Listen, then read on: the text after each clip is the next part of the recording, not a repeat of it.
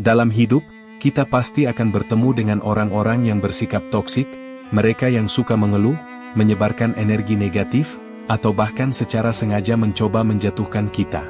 Reaksi alami kita mungkin adalah marah, frustrasi, atau bahkan mencoba mengubah mereka agar lebih baik. Tapi, pertanyaannya, bisakah kita benar-benar mengubah orang lain? Stokisme, filsafat kuno yang telah membantu banyak orang menghadapi tantangan hidup dengan kepala dingin, mengajarkan bahwa kita tidak bisa mengontrol orang lain, hanya diri kita sendiri. Salah satu ajaran dari Epictetus, filsuf Stoik, berbunyi, beberapa hal ada dalam kendali kita, dan beberapa hal lainnya tidak. Jika kita terus berusaha mengubah orang lain atau mengharapkan mereka bertindak sesuai keinginan kita, kita hanya akan kecewa. Sebaliknya, jika kita menerima kenyataan bahwa satu-satunya yang bisa kita kendalikan adalah reaksi kita sendiri, kita akan lebih tenang dan bebas dari stres. Orang toksik akan selalu ada.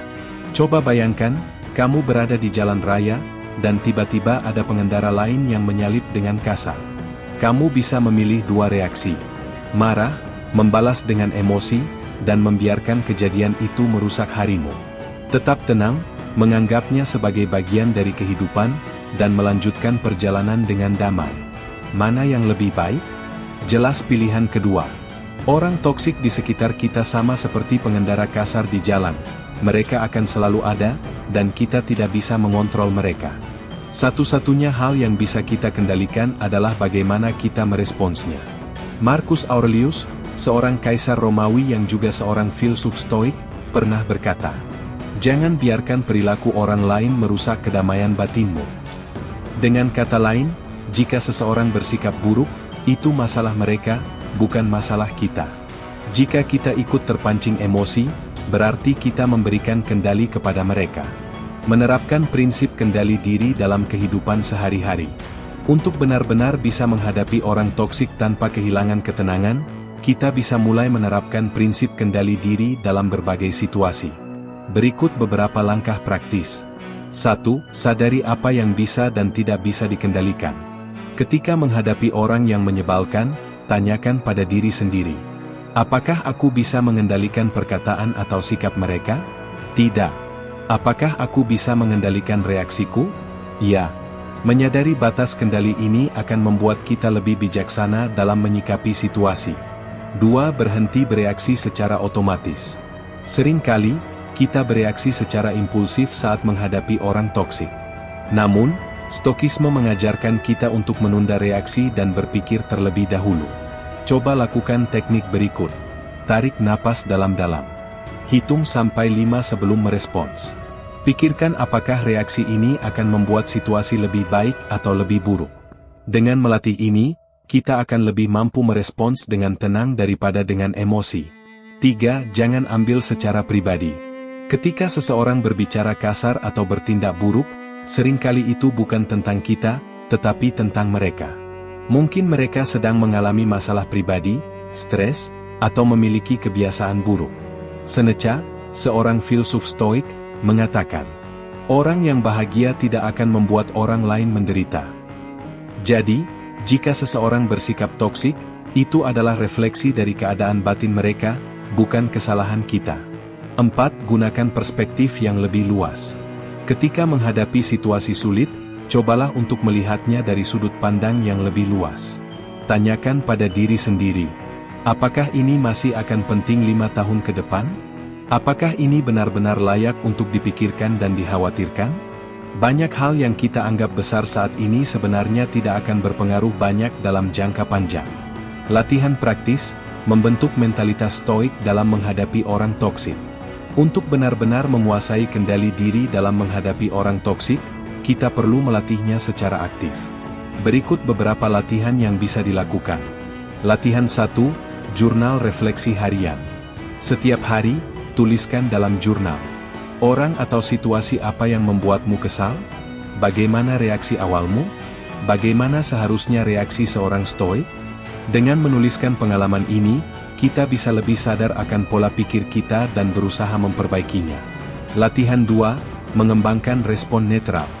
Ketika seseorang mengatakan sesuatu yang menyebalkan, cobalah merespons dengan kalimat netral seperti, Oh, begitu ya. Terima kasih atas pendapatmu. Aku mengerti bagaimana kamu melihatnya. Respon seperti ini akan membuat kita tetap tenang tanpa perlu terbawa emosi. Latihan 3, bayangkan diri sebagai batu. Dalam Stokisme, ada teknik mental yang disebut the view from above, yaitu membayangkan diri sebagai sesuatu yang tak tergoyahkan. Ketika seseorang mencoba memprovokasi kita, bayangkan diri kita seperti batu besar di pantai yang tak terpengaruh oleh ombak. Kesimpulan, pilih ketentraman, bukan drama. Pada akhirnya, menghadapi orang toksik adalah soal memilih kedamaian daripada konflik. Kita tidak bisa mengubah mereka, tetapi kita bisa memilih untuk tidak membiarkan mereka mengendalikan emosi kita. Seperti yang dikatakan Epictetus, bukan kejadian yang mengganggumu, tetapi cara kamu memandangnya. Jadi, mulai sekarang, mari kita latih diri untuk lebih fokus pada kendali diri dan menghadapi orang toksik dengan kepala dingin. Dengan begitu, kita bisa menjalani hidup yang lebih tenang dan bahagia. Saat berhadapan dengan orang toksik, seringkali kita merasa emosi kita diuji. Mereka bisa memancing kemarahan, kekecewaan, atau bahkan rasa putus asa. Tapi, Stokisme mengajarkan kita bahwa emosi adalah sesuatu yang bisa kita kendalikan, bukan sesuatu yang mengendalikan kita. Epictetus, salah satu filsuf Stoik, pernah berkata, bukan situasi yang membuat kita marah, tetapi cara kita memandangnya. Artinya, bukan perilaku orang toksik yang sebenarnya menyebabkan kita kesal, tetapi bagaimana kita menafsirkannya. Jika kita belajar mengelola emosi, kita tidak akan mudah terpancing oleh perilaku mereka. Mengapa orang toksik bisa memancing emosi? Orang toksik memiliki berbagai cara untuk mempengaruhi emosi kita. Beberapa di antaranya adalah menghina atau merendahkan. Mereka mencoba membuat kita merasa kecil agar mereka merasa lebih baik. Selalu mengeluh, energi negatif mereka bisa menular jika kita tidak hati-hati. Memanipulasi, mereka memainkan emosi kita agar kita merasa bersalah atau bertanggung jawab atas masalah mereka. Bersikap pasif-agresif, mereka tidak menyerang secara langsung, tetapi ucapan atau tindakan mereka penuh dengan sindiran. Jika kita tidak mengendalikan emosi kita bisa jatuh dalam perangkap mereka dan membiarkan mereka menguasai keadaan. Cara mengelola emosi dengan Stokisme. Stokisme mengajarkan beberapa teknik untuk mengelola emosi dengan lebih baik. Berikut beberapa strategi yang bisa kita terapkan. 1. Sadari bahwa emosi datang dari pikiran kita. Ketika seseorang mengatakan sesuatu yang menyakitkan, kita bisa merasa marah atau kecewa. Tapi, jika kita melihat kata-kata mereka sebagai sesuatu yang tidak penting, maka kita tidak akan terpengaruh. Marcus Aurelius pernah berkata, jika sesuatu dari luar menyakitimu, itu bukan hal tersebut yang menyakitimu, tetapi penilaianmu terhadapnya. Dan kamu memiliki kekuatan untuk mengubah penilaian itu. Jadi, saat menghadapi orang toksik, tanyakan pada diri sendiri. Apakah kata-kata mereka benar-benar menyakitkan atau aku hanya membiarkan diriku tersinggung? Apakah reaksi emosional ini akan membantuku atau malah merugikanku? Dengan pertanyaan-pertanyaan ini, kita bisa mulai melatih kendali atas emosi kita. 2. Latih diri untuk tidak bereaksi secara instan. Ketika seseorang bersikap kasar, reaksi alami kita mungkin adalah membalas dengan kemarahan. Tapi, Stokisme mengajarkan kita untuk memberi jeda sebelum bereaksi. Cobalah teknik berikut. Tarik napas dalam-dalam sebelum merespons. Hitung sampai 5 sebelum mengatakan sesuatu. Tanyakan pada diri sendiri apakah reaksi ini sepadan dengan konsekuensinya. Dengan latihan ini, kita bisa mengurangi reaksi impulsif dan lebih berpikir sebelum bertindak. 3. Jangan biarkan orang lain mengendalikan emosimu. Jika seseorang bisa membuatmu marah atau sedih, itu berarti kamu memberikan mereka kekuatan atas emosimu. Padahal, yang seharusnya mengendalikan emosimu adalah dirimu sendiri. Coba renungkan. Mengapa aku harus marah karena seseorang yang bahkan tidak penting dalam hidupku? Apakah aku ingin memberikan mereka kendali atas kebahagiaanku? Bagaimana jika aku hanya mengabaikan mereka? Dengan berpikir seperti ini, kita bisa lebih tenang menghadapi orang toksik. 4. Gunakan perspektif yang lebih luas. Saat menghadapi situasi yang membuat kita emosi, coba lihat dari perspektif yang lebih luas. Tanyakan, Apakah ini akan penting 5 tahun lagi? Apakah aku akan peduli dengan ini sebulan dari sekarang? Bagaimana seorang filsuf stoik akan bereaksi dalam situasi ini? Seringkali, masalah yang tampak besar saat ini sebenarnya tidak sepenting yang kita kira. Dengan berpikir lebih luas, kita bisa mengurangi dampak emosional dari situasi tersebut. 5. Latih kesabaran dan empati. Kadang-kadang, orang yang toksik bertindak seperti itu karena mereka sendiri sedang mengalami kesulitan. Dengan melatih kesabaran dan empati, kita bisa lebih memahami mereka dan tidak mudah terpancing. Seneca berkata, orang yang bijak tidak akan membenci mereka yang tersesat, tetapi akan berusaha memahami mereka. Alih-alih marah, coba tanyakan, apakah orang ini mungkin sedang mengalami masalah pribadi? Apakah mereka bersikap seperti ini karena luka batin mereka sendiri? Ini tidak berarti kita membiarkan diri kita dimanfaatkan, tetapi dengan lebih memahami mereka, kita bisa lebih mudah melepaskan emosi negatif. Latihan praktis, mengelola emosi dalam kehidupan sehari-hari. Agar lebih efektif dalam menghadapi orang toksik, kita perlu berlatih mengelola emosi setiap hari. Berikut beberapa latihan yang bisa kamu coba. Latihan 1, jurnal emosi. Setiap malam, tuliskan. Situasi apa yang membuatmu emosi hari ini? Bagaimana reaksimu? Bagaimana cara yang lebih stoik untuk menanggapinya di lain waktu? Dengan menulis jurnal ini, kita bisa lebih sadar akan pola emosi kita dan mencari cara untuk meningkatkannya. Latihan 2, meditasi stoik. Setiap pagi, luangkan waktu 5 menit untuk merenungkan pertanyaan ini. Apa saja tantangan emosional yang mungkin aku hadapi hari ini? Bagaimana cara terbaik untuk meresponsnya dengan tenang? Apa yang akan dilakukan seorang filsuf stoik dalam situasi ini? Latihan ini bisa membantu kita lebih siap menghadapi situasi sulit sepanjang hari. Latihan 3, latihan dingin. Jika kita ingin benar-benar menguasai emosi, kita bisa mencoba latihan dingin, yaitu secara sadar menempatkan diri dalam situasi yang tidak nyaman untuk melatih ketahanan mental. Misalnya, mandi air dingin untuk melatih ketahanan terhadap ketidaknyamanan. Diam dan tidak membalas saat seseorang mencoba memancing emosi. Menahan diri untuk tidak mengeluh saat menghadapi hal yang sulit. Dengan latihan ini, kita bisa lebih kuat dalam menghadapi tekanan emosional dari orang toksik. Kesimpulan, jadilah penguasa emosimu sendiri. Pada akhirnya, emosi adalah tanggung jawab kita sendiri. Orang lain bisa mencoba memancing kita, tetapi kita memiliki pilihan untuk tidak terpancing. Seperti yang dikatakan Marcus Aurelius, seseorang tidak bisa menyakitimu kecuali kamu mengizinkannya.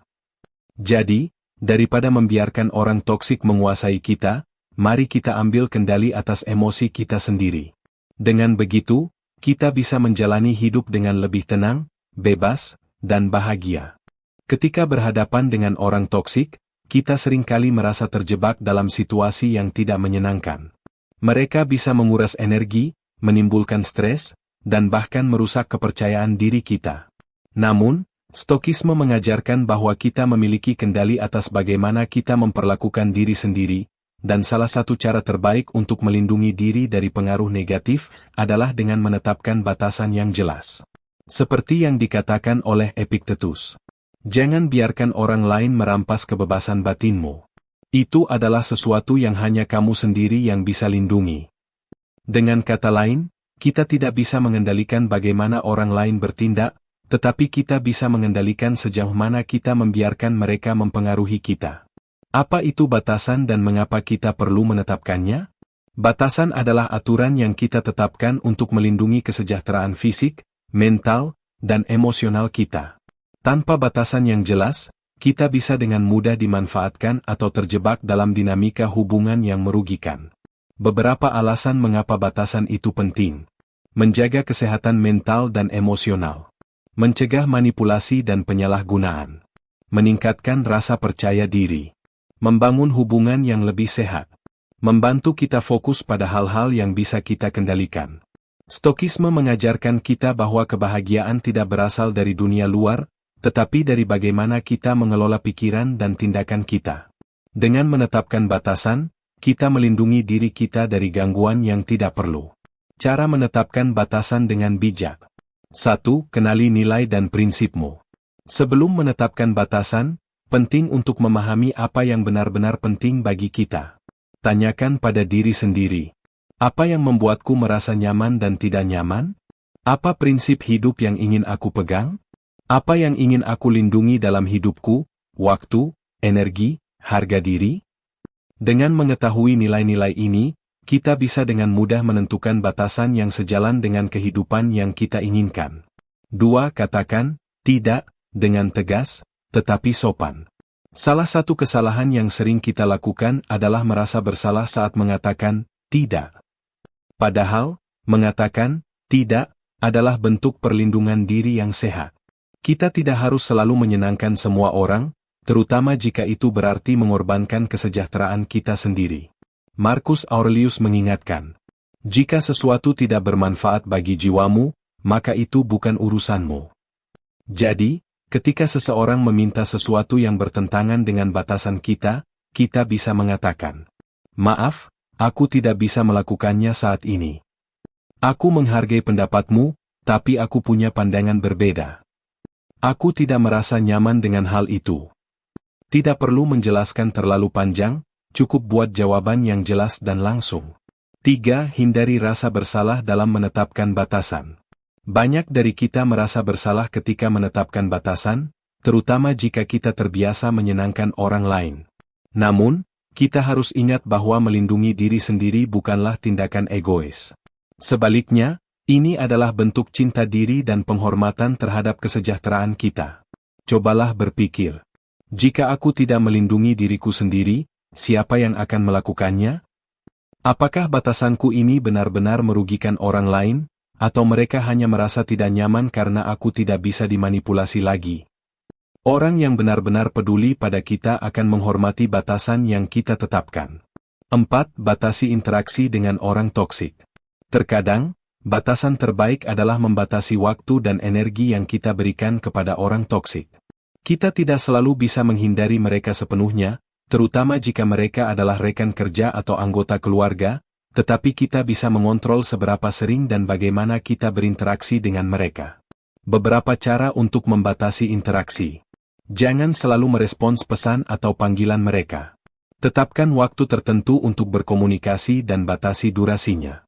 Jika memungkinkan, hindari mereka dalam lingkungan sosial yang tidak perlu. Gunakan komunikasi yang singkat dan netral tanpa memberikan celah untuk drama. Dengan mengurangi keterlibatan, kita bisa melindungi diri dari energi negatif mereka. 5. Jangan terprovokasi, tetap tenang. Orang toksik seringkali suka memprovokasi agar kita bereaksi emosional. Namun, jika kita tetap tenang dan tidak memberi mereka kepuasan melihat kita marah atau frustasi, mereka akan kehilangan kekuatan atas kita. Sebagai latihan, coba terapkan. Tarik napas dalam-dalam sebelum merespons. Gunakan nada suara yang tenang dan tidak emosional. Jawab dengan singkat tanpa masuk ke dalam perdebatan panjang. Seperti kata Seneca, orang yang bijaksana tidak akan membuang waktunya untuk berdebat dengan mereka yang tidak mau memahami. Jika seseorang terus berusaha memancing emosi kita, cukup katakan sesuatu seperti, "Aku tidak ingin membahas ini lebih lanjut," lalu akhiri percakapan. 6. Bersiap menghadapi reaksi negatif. Saat kita mulai menetapkan batasan, beberapa orang mungkin tidak menyukainya, terutama mereka yang terbiasa mengendalikan atau memanfaatkan kita. Mereka mungkin akan mencoba membuat kita merasa bersalah, marah, atau bahkan menyerang balik. Ini adalah hal yang normal. Tetapi ingat, orang yang tidak menghormati batasan kita bukanlah orang yang benar-benar peduli pada kita. Kita tidak bertanggung jawab atas reaksi mereka, hanya atas tindakan kita sendiri. Seiring waktu, mereka akan belajar untuk menerima batasan kita, atau kita akan menemukan cara untuk menjaga jarak yang lebih sehat dari mereka. Marcus Aurelius berkata, "Kamu selalu memiliki kekuatan untuk tidak memiliki pendapat tentang sesuatu, dan dengan demikian, tidak terganggu olehnya." Jadi, ketika ada yang menentang batasan kita, ingatlah bahwa kita tidak harus terpengaruh oleh mereka. Kesimpulan, batasan adalah bentuk perlindungan diri. Menetapkan batasan bukanlah tanda kelemahan, tetapi tanda bahwa kita menghargai diri sendiri. Dengan menerapkan batasan yang jelas, kita bisa menjaga kesejahteraan mental dan emosional, Menghindari manipulasi dan drama yang tidak perlu. Membangun hubungan yang lebih sehat dan saling menghormati. Sebagai pengingat terakhir dari Epictetus, kamu tidak bisa mengendalikan bagaimana orang lain memperlakukanmu, tetapi kamu bisa mengendalikan bagaimana kamu meresponsnya. Jadi, mulai sekarang, mari kita tetapkan batasan dengan tegas, dan lindungi diri kita dari pengaruh negatif orang toksik. Dengan begitu, kita bisa hidup dengan lebih damai dan bebas dari drama yang tidak perlu. Dalam menghadapi orang toksik, seringkali kita merasa stres, marah, atau frustrasi. Reaksi ini wajar, tetapi jika dibiarkan, kita justru memberikan kendali kepada mereka atas perasaan kita. Filosofi Stokisme mengajarkan bahwa ketenangan batin adalah kunci untuk menjalani hidup dengan damai, apapun yang terjadi di sekitar kita. Marcus Aurelius berkata, kebahagiaan hidupmu bergantung pada kualitas pikiranmu.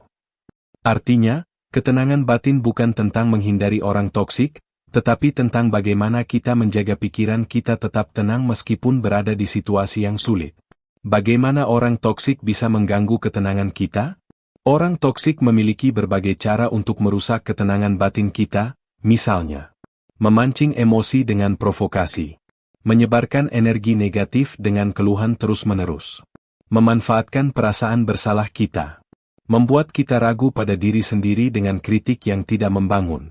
Namun, Stokisme mengajarkan bahwa ketenangan kita tidak bergantung pada orang lain, tetapi pada cara kita merespons mereka. Cara menjaga ketenangan batin dengan Stokisme. 1. Fokus pada apa yang bisa dikendalikan. Stokisme mengajarkan bahwa hidup kita terbagi menjadi dua hal yang bisa kita kendalikan dan hal yang tidak bisa kita kendalikan. Sikap orang lain, perkataan mereka, dan tindakan mereka bukan sesuatu yang bisa kita kontrol. Tetapi cara kita bereaksi adalah tanggung jawab kita sendiri. Tanyakan pada diri sendiri, apakah aku bisa mengendalikan apa yang mereka katakan? Apakah kemarahanku akan mengubah mereka? Apa yang bisa aku lakukan agar tetap tenang? Dengan menyadari batas kendali kita bisa berhenti menghabiskan energi pada hal yang sia-sia. 2. Berlatih sikap acuh stoik, indifference. Salah satu cara terbaik menghadapi orang toksik adalah dengan tidak memberikan reaksi berlebihan. Dalam Stokisme, ada konsep apatheia, bukan berarti tidak peduli, tetapi lebih kepada tidak membiarkan emosi negatif menguasai diri kita. Jika seseorang berkata kasar atau menyakitimu, cobalah untuk diam dan tidak bereaksi secara emosional. Melihat mereka sebagai seseorang yang tidak memiliki kendali atas emosinya sendiri. Bersikap netral tanpa terbawa emosi. Dengan berlatih sikap ini, orang toksik akan kehilangan kekuatannya atasmu. 3. Praktikkan jurnal refleksi. Marcus Aurelius selalu menulis jurnal untuk merenungkan pikirannya. Kamu bisa mencoba kebiasaan ini dengan menulis. Apa yang menggangguku hari ini? Bagaimana aku bisa merespons dengan lebih bijak? Apa yang bisa aku pelajari dari situasi ini? Jurnal refleksi membantu kita melihat pola dalam pikiran kita dan memberikan perspektif baru dalam menghadapi orang toksik. 4. Gunakan teknik pernapasan dan meditasi. Ketenangan batin bisa diperkuat dengan latihan fisik seperti pernapasan dalam dan meditasi stoik. Beberapa teknik yang bisa dicoba. Pernapasan 4-7-8, tarik napas selama 4 detik, tahan selama 7 detik, lalu hembuskan perlahan selama 8 detik. Meditasi pagi. Duduk diam selama 10 menit dan renungkan bagaimana kamu ingin menghadapi tantangan hari ini. Latihan visualisasi, bayangkan dirimu tetap tenang saat menghadapi orang toksik. 5. Jangan terjebak dalam drama mereka. Orang toksik seringkali mencari perhatian dan ingin kita terlibat dalam drama mereka. Coba tanyakan pada diri sendiri. Apakah ini masalahku atau masalah mereka? Apakah aku ingin menghabiskan energiku untuk ini? Apakah lebih baik aku hanya mengabaikan mereka? Kadang-kadang, cara terbaik menghadapi orang toksik adalah dengan tidak memberi mereka perhatian yang mereka inginkan. Kesimpulan, tenang di tengah kekacauan. Ketenangan batin adalah kekuatan. Dengan memahami prinsip Stokisme, kita bisa menghadapi orang toksik tanpa kehilangan kendali atas diri kita sendiri. Ingatlah, orang tidak mengganggumu, tetapi pikiranmu tentang mereka yang mengganggumu. Epictetus. Jadi, mulai sekarang, mari kita latih ketenangan kita dan jalani hidup dengan lebih damai. Orang toksik mungkin tetap ada, tetapi mereka tidak perlu mengendalikan kebahagiaan kita. Wajah tersenyum dengan mata bahagia. Dalam menghadapi orang toksik, salah satu tantangan terbesar adalah bagaimana kita bereaksi terhadap mereka. Seringkali, mereka sengaja memancing emosi kita, baik itu kemarahan, kesedihan, atau frustasi, untuk mendapatkan kendali atas diri kita. Namun, Stokisme mengajarkan bahwa kita memiliki kuasa penuh atas respons kita sendiri. Seperti yang dikatakan Marcus Aurelius, kamu memiliki kendali atas pikiranmu, bukan kejadian di luar sana. Sadari ini, dan kamu akan menemukan kekuatan. Jadi, meskipun kita tidak bisa mengubah perilaku orang toksik, kita bisa mengubah cara kita bereaksi terhadap mereka. Dengan mengendalikan emosi, kita tidak memberikan mereka kekuatan untuk mempengaruhi kebahagiaan dan kesejahteraan kita. Bagaimana orang toksik memanipulasi emosi kita? Orang toksik seringkali menggunakan berbagai cara untuk memancing emosi kita, di antaranya gaslighting, mereka memutarbalikkan fakta untuk membuat kita meragukan diri sendiri. Provokasi, mereka sengaja mengatakan atau melakukan sesuatu untuk membuat kita marah. Bermain sebagai korban, mereka mencoba membuat kita merasa bersalah agar kita melakukan apa yang mereka inginkan. Pujian beracun, mereka memberikan pujian yang sebenarnya adalah hinaan terselubung. Menyebarkan gosip, mereka berusaha merusak reputasi kita dan menciptakan konflik. Menyadari pola ini adalah langkah pertama untuk tidak terperangkap dalam permainan mereka. Teknik stokisme untuk mengendalikan emosi. 1. Sadari bahwa emosi adalah pilihan. Epictetus mengajarkan bahwa bukan kejadian yang membuat kita marah, tetapi bagaimana kita menafsirkannya. Jika seseorang berkata kasar kepada kita, itu hanya kata-kata, kitalah yang memberikan makna dan bereaksi dengan kemarahan. Coba tanyakan pada diri sendiri. Apakah aku benar-benar harus marah karena ini? Apakah ini akan penting dalam seminggu, sebulan, atau setahun ke depan? Apakah orang ini pantas mendapatkan reaksiku? Dengan menyadari bahwa emosi kita adalah pilihan, kita bisa mulai mengontrolnya dengan lebih baik. 2. Gunakan jeda sebelum merespons. Saat kita merasa emosi mulai naik, berhentilah sejenak sebelum bereaksi. Teknik ini sering disebut sebagai respons yang disengaja, bukan reaksi spontan. Tarik napas dalam-dalam 3 kali. Hitung sampai 5 sebelum berbicara atau membalas pesan. Jika perlu, tinggalkan situasi sejenak untuk menjernihkan pikiran. Ketenangan adalah senjata paling ampuh melawan orang toksik. Jika mereka tidak mendapatkan reaksi yang mereka inginkan, mereka akan kehilangan kendali atas kita. 3. Latih perspektif yang lebih luas. Ketika seseorang bersikap toksik, cobalah untuk melihat situasi dari sudut pandang yang lebih luas. Alih-alih langsung marah atau kesal, tanyakan pada diri sendiri. Apakah mungkin mereka bertindak demikian karena masalah pribadi mereka sendiri? Apakah ini hanya bagian kecil dari hidupku yang tidak perlu dibesar-besarkan? Apakah aku bisa belajar sesuatu dari situasi ini? Dengan cara ini, kita tidak hanya lebih tenang, tetapi juga bisa lebih bijaksana dalam menyikapi keadaan. 4. Gunakan humor untuk melemahkan pengaruh mereka. Salah satu cara paling efektif untuk menghadapi orang toksik adalah dengan tidak terlalu serius menanggapi mereka. Humor bisa menjadi tameng yang sangat kuat. Misalnya, jika seseorang mencoba menghina kita, cukup tertawa dan berkata, "Terima kasih atas masukannya." Jika seseorang mencoba membuat kita merasa bersalah, cukup senyum dan berkata, "Wah, kamu benar-benar ahli dalam memainkan drama ya." Dengan bersikap ringan, kita menunjukkan bahwa kita tidak mudah dikendalikan oleh mereka. 5. Fokus pada apa yang bisa dikendalikan. Salah satu prinsip utama stokisme adalah mengabaikan hal-hal yang di luar kendali kita.